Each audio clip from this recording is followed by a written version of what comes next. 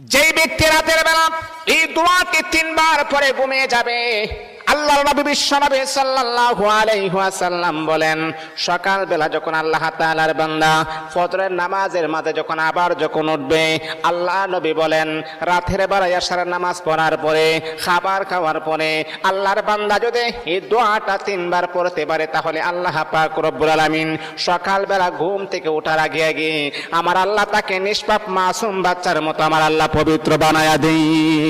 দোয়াটা সবাই আমরা জানি, আমরা সবাই কিন্তু দোয়াটা জানি, কিন্তু আমরা আমল করি না। দোয়াটা হলো আস্তাগফিরুল্লাহাল্লাযী লা ইলাহা ইল্লা হুয়াল হাইয়ুল কাইয়্যুম ওয়া আতুবু ইলাইহি লা হাওলা ওয়ালা কুওয়াতা ইল্লা বিল্লাহিল আলিয়্যিল আযীম।